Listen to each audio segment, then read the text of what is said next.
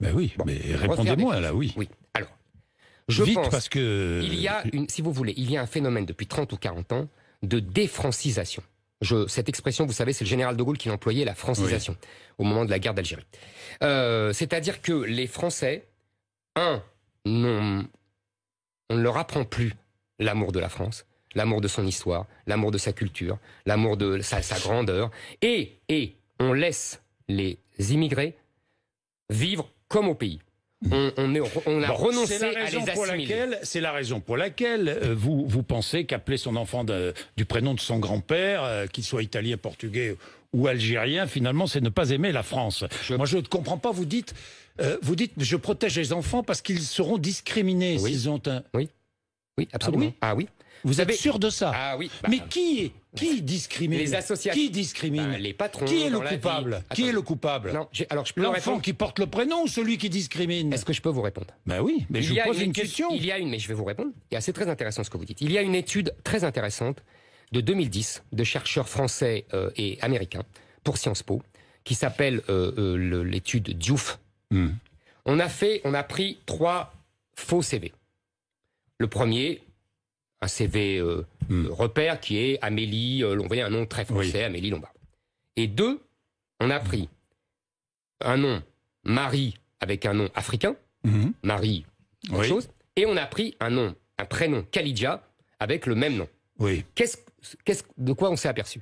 On s'est aperçu que le CV avec le nom français et le prénom français recevait quasiment autant de bonnes réponses que celui avec le nom africain mais un prénom français. Et celui qui était vraiment rejeté, c'était le prénom. Oui, mais ça c'est le constat. Pourquoi? Oui, c'est un constat. Pourquoi? Pourquoi? Je vais vous dire, ils ont raison.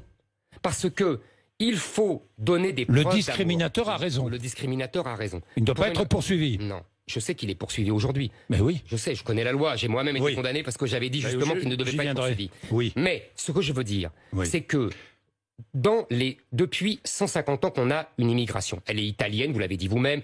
Qu'est-ce qu'ont fait les Italiens? Ils ont donné des prénoms français à leurs enfants. Aldo Platini a appelé son fils Michel. Bon. Et donc... J'ai tant d'autres exemples contraires. Mais bon, Éric Zemmour. Il faut, vous savez, soit écoutez-moi, soit le prénom n'est rien, puisque c'est ce que vous avez l'air de dire. Et je ne vois pas pourquoi on ne donnerait pas un prénom français. Soit il est marqueur de l'identité, et en plus c'est ça la vérité, et là il faut justement donner des preuves d'amour. Il ne suffit pas d'aimer, il faut donner des preuves d'amour. Et là, vous savez pourquoi les immigrés arabo-musulmans ne donnent pas de prénom français? Parce que ce sont des prénoms chrétiens.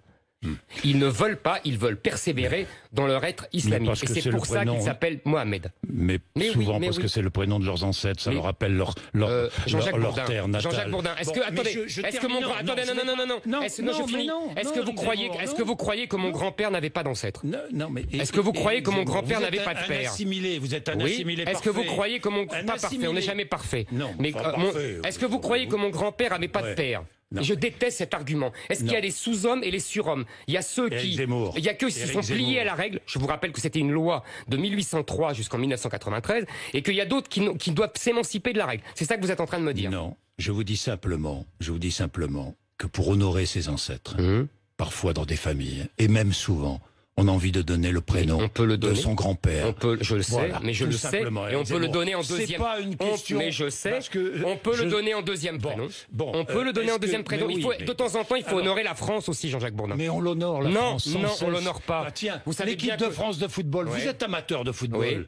L'équipe de France de football, des Noirs, des Blancs, qui jouent ensemble. Qu'est-ce qu'on honore? Qu'est-ce qu'on honore quand on joue avec le maillot bleu? On honore qui? On honore la France. On honore la France. Mais ces joueurs honorent la France. Quelle que soit son origine. Mais je suis d'accord avec vous. Mais attendez, alors. je vais pas. Non, mais ne me faites pas un procès en origine. Mais je viens moi-même du sud de la Méditerranée.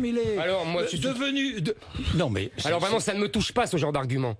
Parce que moi, je viens aussi du sud de la Méditerranée. Devenu un admirateur d'un antisémite notoire qui est Charles Maurras. Mais oui, mais pardon de vous le dire, mais c'est la vérité. Je n'admire, vous savez, je n'admire pas Charles Maurras. Je lis Charles Maurras.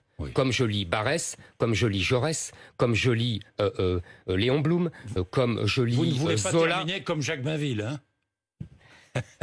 Vous savez... Qui a regretté toute sa vie de ne pas faire de politique. Vous savez, j'ai découvert ça. Vous savez, là, il faut dire aux gens qui est Jacques Bainville. Oui, c'est un très grand historien de l'Action française, qui était ami de Maurras, justement. Et qui...